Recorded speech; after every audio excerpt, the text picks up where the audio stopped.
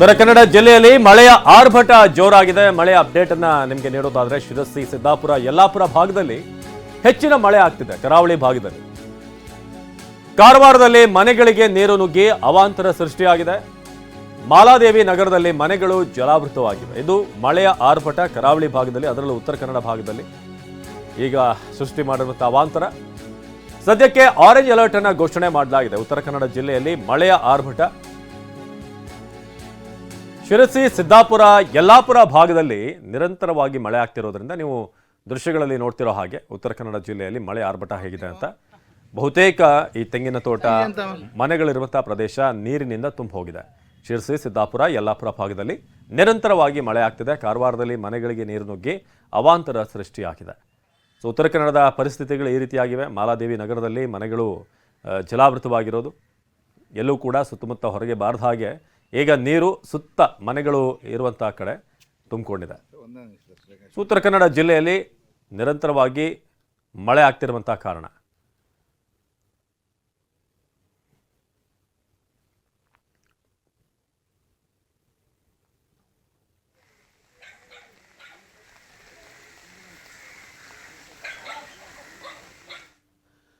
ಮಂಗಳೂರಿನ ಮೀನಕಳಿಯಲ್ಲಿ ತೀವ್ರಗೊಂಡಂತ ಕಡಲ್ಕೊರೆತ, ಮನೆ ಸಮೀಪ ಅಪ್ಪಳಿಸ್ತಾ ಇರುವಂತಹ ರಕ್ಕಸ ಗಾತ್ರದ ಅಲೆಗಳು. ಮಂಗಳೂರಿನಲ್ಲಿ ಕಡಲ್ಕೊರೆತಕ್ಕೆ ಈಗ ಜನ ಬೆಚ್ಚಿ ಬಿದ್ದಿದ್ದಾರೆ. ಮನೆ ಸಮೀಪವೇ ರಕ್ಕಸ ಗಾತ್ರದ ಸಮುದ್ರದ ಅಲೆಗಳು ಅಪ್ಪಳಿಸ್ತಾ ಇವೆ. ಕಡಲ ಅಬ್ಬರಕ್ಕೆ ಮೀನುಗಾರ ಕುಟುಂಬಗಳು ಕಂಗಾಲಾಗಿವೆ. ಕಲ್ಲಿನ ತಡೆಗೋಡೆ ನಿರ್ಮಿಸುವಂತೆ ಈಗ ಅಲ್ಲಿನ ನಿವಾಸಿಗಳು ಒತ್ತಾಯ ಮಾಡ್ತಿದ್ದಾರೆ. ಅಪಾಯದಲ್ಲಿರುವಂತಹ ಸುಮಾರು 10ಕ್ಕೂ ಹೆಚ್ಚು ಮನೆಗಳು. ದಯವಿಟ್ಟು ಏನಾದರೂ ತಾತ್ಕಾಲಿಕವಾದಂತಹ ಪರಿಹಾರ ಬಿಟ್ಟು ಶಾಶ್ವತವಾದಂತಹ ಪರಿಹಾರ ಮಾಡಿಕೊಡಿ ಅಂತ ಇಲ್ಲಿನ ಜನ ಒತ್ತಾಯ ಮಾಡ್ತಿದ್ದಾರೆ. ಈ ಮರಳಿನ ಮೂಟೆ ಇಡೋದು, ಅದನ್ನ ತಡೆಯುವಂತಹ ಪ್ರಯತ್ನ ಮಾಡೋದು, ಅವೆಲ್ಲವೂ ಕೂಡ ಟೆಂಪರರಿ ವ್ಯವಸ್ಥೆಗಳು. ಆದರೆ ನಮಗೊಂದು ಪರ್ಮನೆಂಟ್ ಸೊಲ್ಯೂಷನ್ ಬೇಕು. ಇದಕ್ಕೆ ದಯವಿಟ್ಟು ಅದನ್ನು ಮಾಡಿಕೊಡಿ ಅಂತ ಈಗ ಅಲ್ಲಿನ ಸ್ಥಳೀಯರು ಮನವಿ ಮಾಡ್ಕೊಳ್ತಿದ್ದಾರೆ. ನೀವು ನೋಡ್ತಾ ಇದ್ರೆ ಮಳೆಯ ಒಂದು ರಭಸಕ್ಕೆ ಈಗ ಕರಾವಳಿ ಭಾಗದಲ್ಲಿ ಏನೇನು ಆಗ್ತಿದೆ ಅಂತ. ಅಲೆಗಳ ಅಬ್ಬರ ಜೋರಾಗಿದೆ. ಆ ಕಾರಣಕ್ಕೆ ಈಗ ಬೃಹತ್ ಗಾತ್ರದ ಮರಳಿನ ಮೂಟೆಗಳನ್ನು ಆ ಕುಸಿತಿರುವಂಥ ಜಾಗಕ್ಕೆ, ಎಲ್ಲಿ ಮಣ್ಣು ಕುಸಿತಾ ಇದೆ ಆ ಭಾಗಕ್ಕೆ ಇಟಾಚಿಯ ಮೂಲಕ ತಂದು, ಅಲ್ಲಿ ಈ ಚೀಲಗಳನ್ನು ತಂದು ಇಟಾಚಿ ಮೂಲಕ ಮರಳಿನಿಂದ ತುಂಬಿಸಿ ನಂತರ ಅಲ್ಲೇ ಅಡ್ಡ ಇಡ್ತಿದ್ದಾರೆ. ಇದೆಲ್ಲವೂ ಕೂಡ ತಾತ್ಕಾಲಿಕ ತಡೆಗೋಡೆ. ನಮಗೆ ತುಂಬ ಪ್ರಾಬ್ಲಮ್ ಆಗ್ತದೆ. ಯಾವಾಗಲೂ ವರ್ಷದಲ್ಲಿ ಇದೇ ನಮಗೆ ಟೆನ್ಷನು.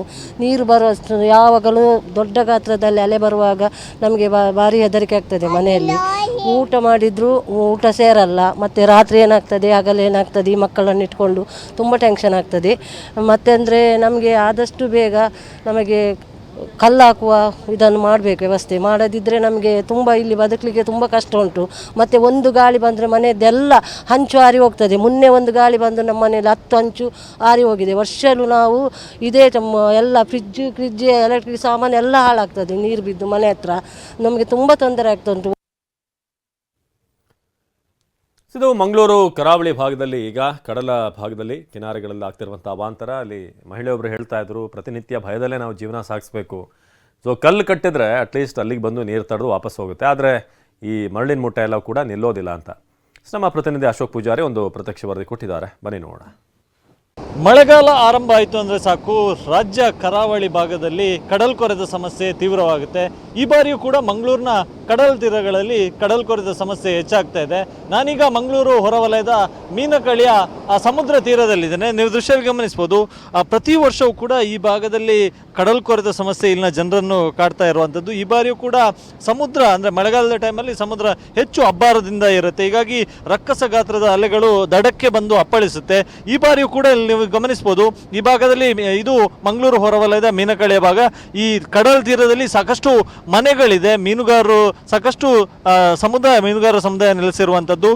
ಹೀಗಾಗಿ ಇಲ್ಲಿ ಈ ಬಾರಿಯ ಏನು ಮಳೆಗಾಲ ಆರಂಭದಲ್ಲೇ ಸಾಕಷ್ಟು ಕಡಲ್ಕೊರೆತ ಸಮಸ್ಯೆ ಕಾಡ್ತಾ ಇರುವಂಥದ್ದು ಗಮನಿಸಬಹುದು. ಅಲೆಗಳು ಯಾವ ರೀತಿಯಾಗಿ ತೀರಕ್ಕೆ ಬಂದು ಅಪ್ಪಳಿಸ್ತಿದೆ ಅಂತೇಳಿ. ಹೀಗಾಗಿ ಕಡಲ್ಕೊರೆತವನ್ನು ಅಂದರೆ ಕಡಲ್ಕೊರೆತ ತಡೆಗಟ್ಟುವುದಕ್ಕೆ ತಾತ್ಕಾಲಿಕವಾಗಿ ಈ ಕಡಲ ತೀರದುದ್ದಕ್ಕೂ ಅಂದರೆ ಎಲ್ಲೆಲ್ಲಿ ಜನವಸತಿ ವಸತಿ ಮನೆ ಇರುತ್ತೋ ಆ ಭಾಗಕ್ಕೆ ಸ್ಯಾಂಡ್ ಬ್ಯಾಗ್ ಅಂದರೆ ಮರಳು ಚೀಲಗಳನ್ನು ಇಡುವಂಥ ಕೆಲಸವನ್ನು ಈಗಾಗಲೇ ಮಾಡಲಾಗ್ತದೆ. ಪ್ರಮುಖವಾಗಿ ಬೃಹತ್ ಗಾತ್ರದ ಏನು ಗೋಣಿ ಚೀಲ ಎಂದೆ ಅದಕ್ಕೆ ಮರಳನ್ನು ತುಂಬಿಸಿ, ಕಡಲಲ್ಲಿರ್ತಕ್ಕಂಥ ಮರಳನ್ನೇ ತುಂಬಿಸಿ ಬೃಹದಾದಂಥ ಬ್ಯಾಗ್ಗಳ ಮೂಲಕ ಮರಳನ್ನು ತುಂಬಿಸಿ ಅದನ್ನು ಇಡುವಂಥ ಜೋಡಿಸುವಂಥ ಕೆಲಸವನ್ನು ಕೂಡ ಮಾಡಲಾಗ್ತದೆ. ನೀವು ಗಮನಿಸಬಹುದು ಈ ಭಾಗದಲ್ಲಿ ಕೂಡ ಅಂದರೆ ಸಾಕಷ್ಟು ಸುಮಾರು 30ಕ್ಕೂ ಹೆಚ್ಚು ಮನೆಗಳು ಈ ಭಾಗದಲ್ಲಿದೆ.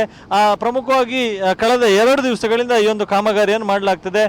ಪ್ರಮುಖವಾಗಿ ಹಿಟಾಚಿ ಯಂತ್ರದ ಮೂಲಕ ಮರಳನ್ನು ಗೋಣಿ ಚೀಲಕ್ಕೆ ತುಂಬಿಸಿ ಅದನ್ನು ಕರೆಕ್ಟಾಗಿ ಜೋಡಿಸುವಂಥ ಕೆಲಸವನ್ನು ಮಾಡಲಾಗ್ತದೆ. ಇದರಿಂದಾಗಿ ಏನಾಗುತ್ತೆ ಅಂತ ಹೇಳಿದ್ರೆ ಅಂದರೆ ತಾತ್ಕಾಲಿಕವಾಗಿ ಕಡಲ್ ಕೊರೆತವನ್ನು ತಡೆಗಟ್ಟಬಹುದು, ಆದರೆ ಪರ್ಮನೆಂಟ್ ಆಗಿ ಇದಕ್ಕೆ ಸೊಲ್ಯೂಷನ್ ಕೊಡಬೇಕು ಎನ್ನುವಂಥ ನಿಟ್ಟಿನಲ್ಲಿ ಹಲವು ವರ್ಷಗಳಿಂದ ಈ ಭಾಗದಲ್ಲಿರ್ತಕ್ಕಂಥ ಜನರು ಜನಪ್ರತಿನಿಧಿಗಳನ್ನು ಜಿಲ್ಲಾಡಳಿತವನ್ನು ಒತ್ತಾಯ ಮಾಡ್ಕೊಂಡು ಬರ್ತಾ ಇದ್ದಾರೆ. ಆದರೆ ಅದ್ಯಾವುದೂ ಆಗ್ತಾ ಇಲ್ಲ.